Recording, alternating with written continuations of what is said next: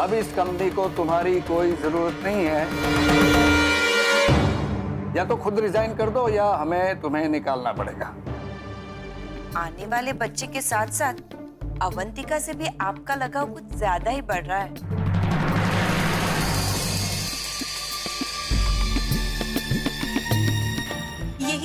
यही देखने तो हम यहाँ आए थे कि हार के वक्त तुम्हारा ये चेहरा कैसा लगता है।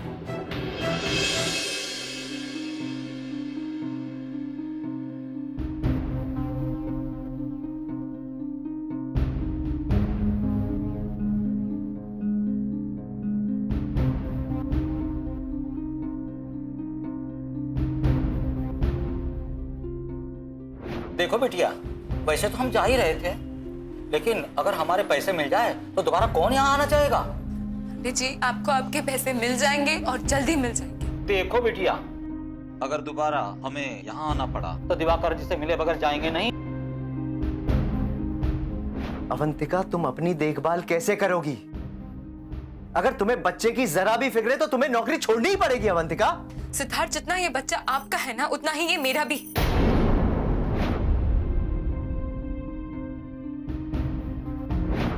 ये इतना तेल कहां से आया यहाँ पर? पता नहीं, मैं तो यहाँ से जा रही थी, सीढ़ियों पर इतना सारा तेल कहाँ से आ गया? ये हरकत किसने की है और किसने तेल गिरा है यहाँ पर? बेटा, लेकिन तेल की बोतल तो तुम्हारे हाथ में है। मामा जी, वो बोतल से तेल निकल रहा था, लीक हो रहा था, तो मैं बदलने के लिए आई थी। लीक कर रही थी, उसमें से ही गिर गया होगा। शायद।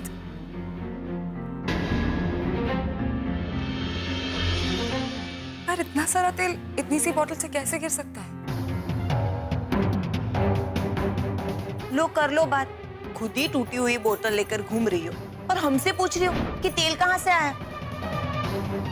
सिद्धार्थ, मुझे अकेला छोड़कर मत जाना। सिद्धार्थ, वादा करो मुझे अकेला छोड़कर कभी नहीं जाओगे। वादा करो सिद्धार्थ, मुझे अकेला, वादा करो मुझे कभी छोड़कर नहीं जाओगे। अवंतिका, सिद्धार्थ, मुझे छोड़कर मत जाओ। मुझे छोड़कर नहीं जाओ। मुझे छोड़कर मत जाओ। मुझे छोड़कर मत जाओ। वादा करो मुझे छोड़कर नहीं जाओ। कहीं नहीं जाऊंगा, कभी छोड़ के नहीं जाऊंगा। मुझे अकेला मत छोड़ो।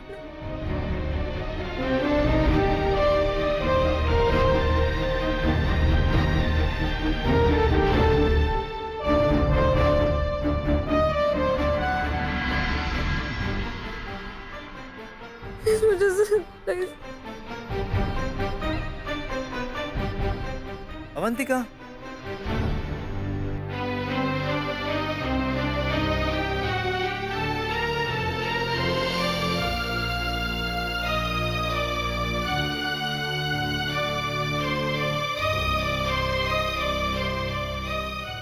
मैंने कुछ कहा क्या? नहीं, तुम परेशान लग रही थी, शायद कोई बुरा सपना देखा होगा। सॉरी, आपकी नींद खराब कर दी। कोई बात नहीं, तुम एक काम करो, तुम सो जाओ, मैं यहीं तुम्हारे पास बैठता हूँ। हाँ? नहीं, लेकिन कोई प्रॉब्लम, मैं यहाँ बैठ रहा हूँ, तुम सो जाओ।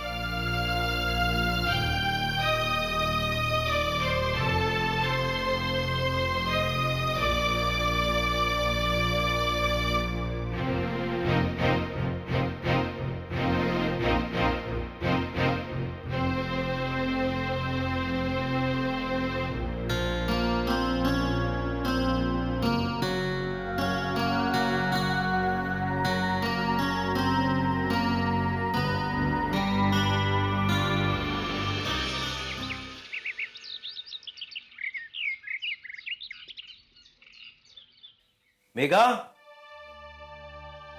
अवंतिका कहाँ है? दिखाई नहीं दे रही रूम में। वो तो सुबह ही ऑफिस निकल गई। क्या?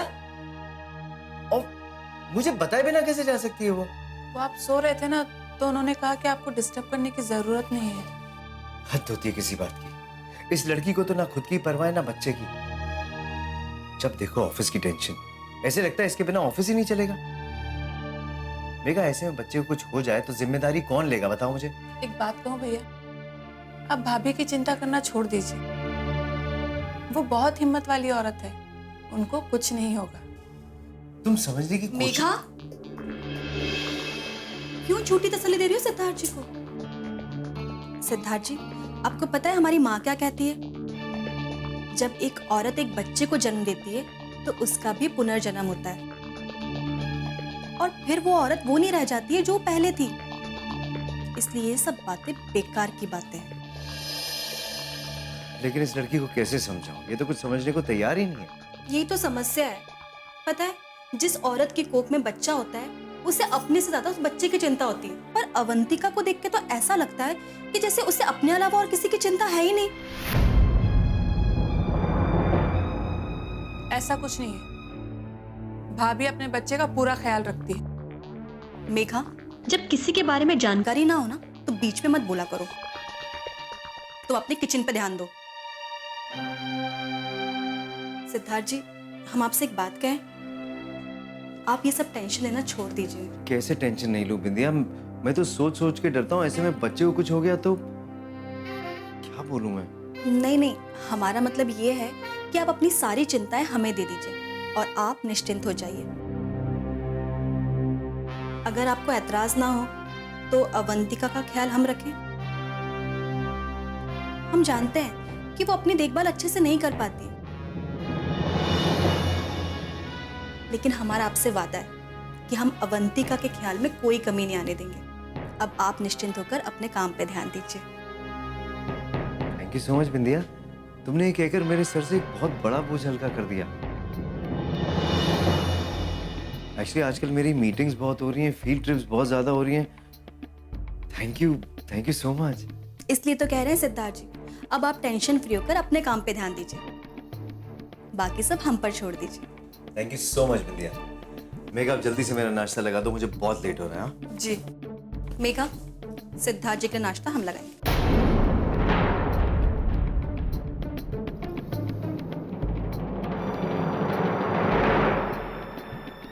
सर, फील्ड सर्विस की रिपोर्ट्स आ चुकी है। और सर सारी रिपोर्ट्स वैसी है जैसे मैंने प्रेडिक्ट की थी, सिर्फ एक दो जगह थोड़ा आगे पीछे हो गया। Good morning sir. मॉर्निंग। तुमने तुम्हारी रेजिग्नेशन सबमिट कर दी? सर, उसी के बारे में बात करनी है। बात करने को क्या है, अपना रेजिग्नेशन सबमिट कर दो, बात खत्म। सर, मैं चाहती हूँ कि आप अपने डिसीजन को एक बार रिकंसिडर करें sir. There is nothing to reconsider. मैं तुम्हें कह चुका हूँ, तुम रिजाइन कर दो, वरना हमें तुम्हें डिसमिस करना पड़ेगा। सर, मैंने हमेशा सिंसियरली आपको सॉलिड रिजल्ट्स दिए हैं। सर, फिर एक गलती की वजह से आप मुझे इतनी बड़ी सजा क्यों दे रहे हैं? Sir, it's not justified. Sir गलती भले पहले ही क्यों ना हो, लेकिन कितनी बड़ी गलती है ये भी देखना चाहिए। और एक गलती की वजह से कंपनी के हाथ से क्लाइंट निकल जाता है तो एक गलती 100 के बराबर है ना। सर, एक बार सोच के देखिए। नहीं, कबीर ठीक कह रहा है। अगर इतना बड़ा क्लाइंट हाथ से निकल जाए तो एक गलती 100 के बराबर हो सकती है। I'm sorry, मैं कुछ नहीं कर सकता। सर, गलती का प्रायश्चित भी हो सकता है, नुकसान की भरपाई भी हो सकती है। क्या मतलब? सर, मतलब ये कि अवंतिका की वजह से क्लाइंट वापस चले गए। अगर वो क्लाइंट को वापस ला सकती है तो उसकी गलतियों को नजरअंदाज किया जा सकता है। वो वापस आएंगे ही नहीं। तुम्हें कैसे पता? सर, प्लीज मुझे एक मौका दीजिए सर, मैं उन क्लाइंट्स को वापस ला कर रहूंगी, प्लीज सर। सर वो लोग वापस आएंगे ही नहीं। इनफैक्ट मार्केट में कंपनी का रेपुटेशन खराब होगी कि ये लोग काम के लिए इतने डेस्परेट है। मैं तुमसे बात नहीं कर रही हूँ, सर से बात कर रही हूँ। कुछ देर चुप रहेंगे प्लीज? सर, आपको क्लाइंट्स टूटने का ही गुस्सा है। प्लीज एक बार मेरा ट्रैक रिकॉर्ड याद कीजिए और मुझे एक चांस दीजिए। आपका कुछ नहीं बिगड़ेगा सर। और अगर वो क्लाइंट्स वापस नहीं आते हैं तो मैं खुद आपको रेजिग्नेशन दे दूंगी। और अगर वो क्लाइंट्स वापस आ जाते हैं तो मुझे मेरी गलती की माफी तो बनती है sir. All right, last chance. अगर बात नहीं बनी तो लौट कर मेरे पास प्लीड करने नहीं आना। हरगिज नहीं सर, थैंक यू सर।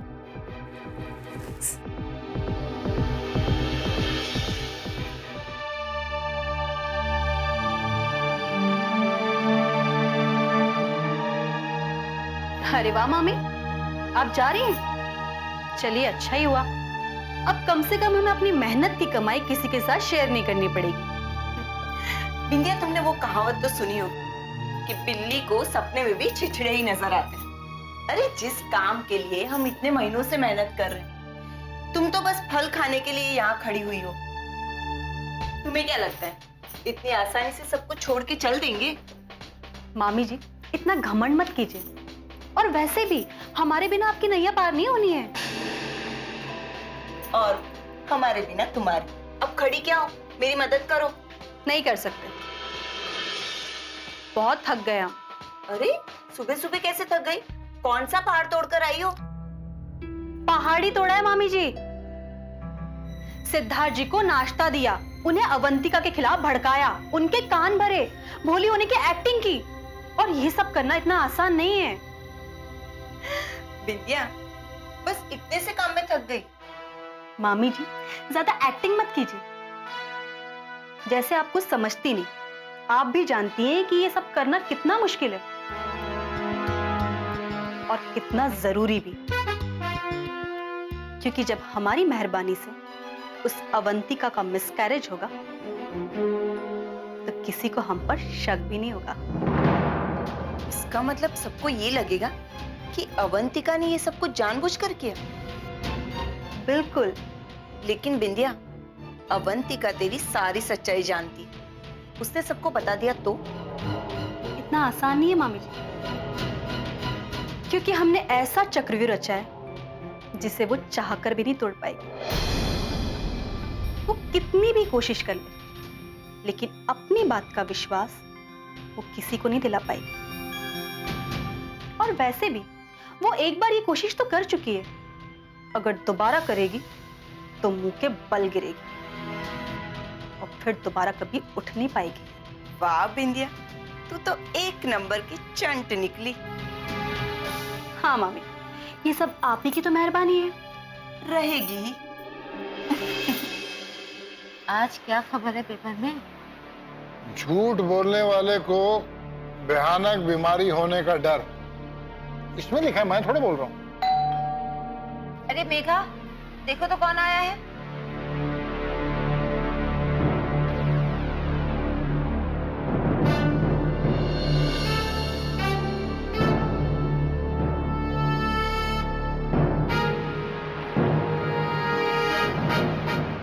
नमस्ते। क्या जी? जी कैसी बातें कर रही हो तुम? हमारी समधन है, हमारे घर में आई है। आइए बहन जी। मेघा, बहन जी के लिए पानी लाओ और चाय बनाओ। जी नहीं, थैंक यू, चाय की जरूरत नहीं है। बैठे, मैं पानी ले आती हूँ। क्या है ये सब? जी वो घर में चिराग आने वाला है ना, तो शगुन की मिठाई लेकर आई थी। ओ, तो अच्छा बहाना ढूंढा है आपने।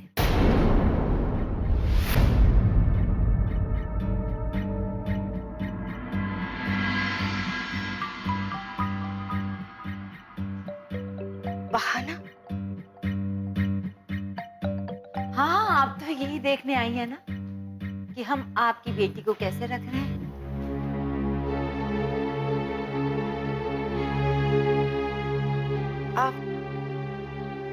आप ऐसे क्यों सोच रही हैं? इस बारे में हमने कभी चिंता की ही नहीं है। ऐसा ना सोचो तो कैसा सोचो?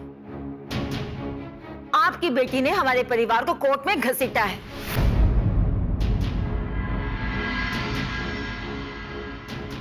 समाज में हमारी इज्जत की धज्जियां उड़ा दी है और हमें इतना अपमानित किया। किसके कहने से? क्यों कर रही है ये सब? शारदा, चुप भी करो। जो मुंह में आ रहा बोली जा रही हो। क्यों ना बोलूं? क्या गलत कह रही हूं मैं? झूठ कह रही हूं क्या? इन्होंने जो सिखाया है वही तो आ रहा है सामने।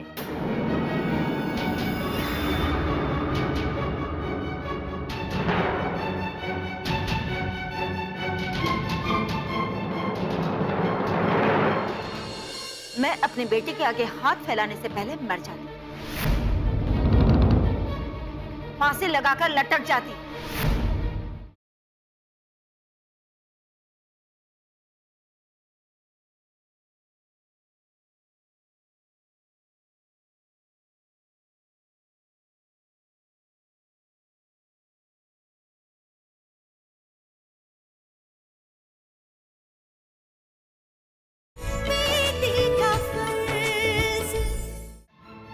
हाँ आंटी जी, माना कि हम आपसे बहुत छोटे हैं। अगर हमारी किसी भी बात का आपको बुरा लगे तो हमें माफ कर दीजिएगा। हमने इतनी दुनिया नहीं देखी, लेकिन इतना तो हमें भी पता है कि जब कोई लड़की अपने मायके से ससुराल आती है तो कुछ ना कुछ लेकर आती है। लेकिन यहाँ तो उल्टा ही है, यहाँ तो अपने मायके को भरने के लिए अपने ससुराल में कुआं खोदा जा रहा है। इंदिया, चुप भी करो, खत्म करो इस किस्से को। अरे जीजा जी, आप भूल सकते हैं, लेकिन हम कैसे ये भूल जाए कि इन्होंने अपनी बेटी का घर सिर्फ इसलिए तोड़ा ताकि वो उन्हें कमा कर दे सके, उनका घर चला सके।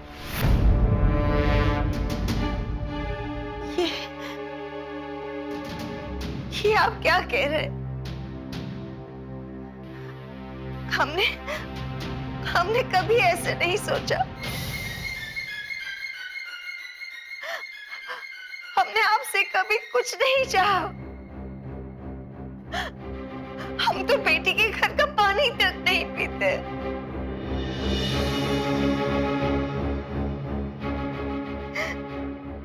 लेकिन कभी कभी वक्त इतना बुरा होता है कि इंसान मजबूर हो जाता है।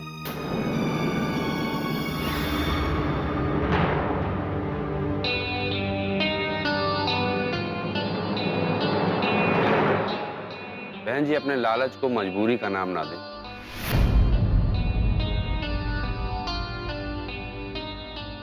भगवान ना करे कभी किसी को ऐसा वक्त देखना पड़े। हमने मजबूरी कहकर नहीं आती भाई साहब। आप ही सोचिए भाई साहब, अगर ऐसी कोई मजबूरी आप पर आ जाए तो आप आपके अपनों के पास ही हाथ फैलाएंगे ना, किसी गैर के पास तो नहीं जाएंगे, फिर चाहे वो आपका बेटा हो या बेटी ही क्यों नहीं।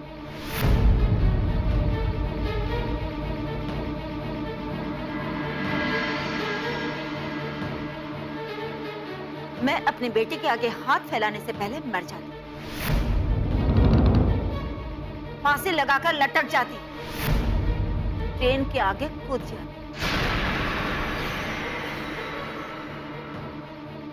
लेकिन आप लोगों की तरह अपना घर बनाए रखने के लिए बेटी का घर कभी नहीं तोड़ती।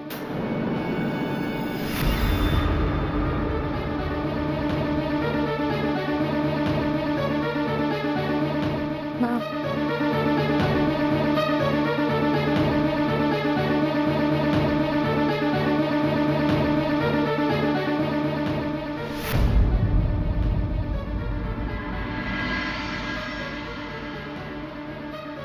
अवंतिका बेटा, तुम आ गई।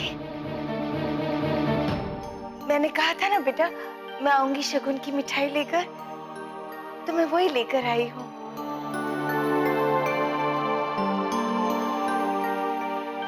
अच्छा हुआ अवंतिका तुम आ गई। तुम्हारी माताजी बोर हो रही थी और हमें तो समझ में ही नहीं आ रहा था कि अब इनसे क्या बात करें। इन्हें ले जाओ ना, फिर दोनों माँ बेटी बैठ कर खूब बातें करें। चलिए माँ, कमरे में चलते हैं। पर वो तो सिद्धार्थ जी का कमरा है। बिंदिया,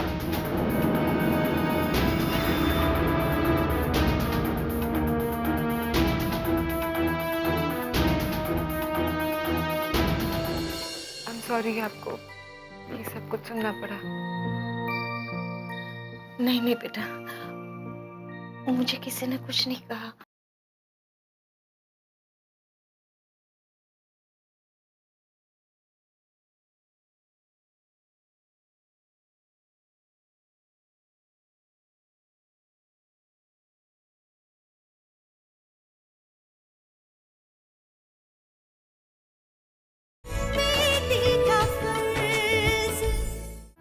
अगर मैंने कुछ गलत कहा तो सॉरी।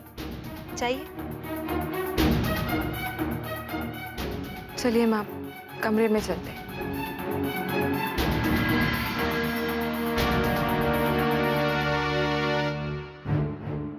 चार 5 किलो मिठाई क्या ले आए? सोच रही हैं कि बेटी ने जो भी कुछ किया है सब हिसाब बराबर हो गया। मन में चोर है ना, उसका सर कुचलने के लिए सब हो रहा है। शारदा, तुम दादी बनने वाली हो, थोड़ा सब्र करना सीखो।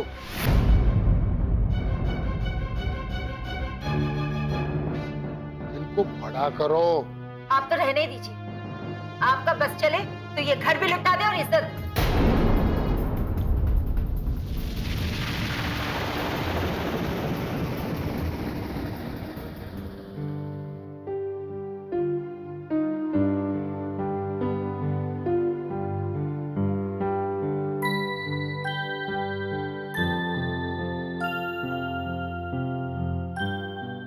सॉरी आपको ये सब कुछ सुनना पड़ा। नहीं नहीं बेटा, मुझे किसी ने कुछ नहीं कहा। ऐसी कोई बात नहीं। मैम, मुझे याद है बचपन में जब आप लोगों को कोई तकलीफ होती थी और आपके पास कोई साधन नहीं होता था हमें वो सब कुछ देने का जो आप देना चाहते हैं, आप दोनों ऐसे दिखाते थे जैसे सब कुछ नॉर्मल है, सब कुछ ठीक है, ताकि हमें कुछ पता ना चले।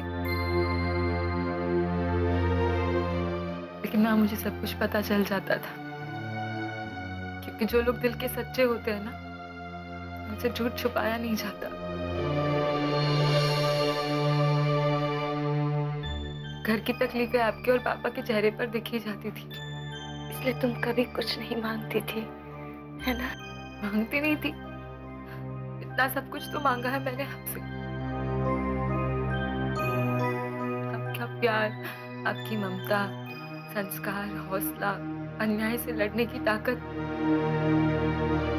और ये सब कुछ झोली भर के दिया है आपने मुझे, और आप कहती है कि कुछ मांगा नहीं।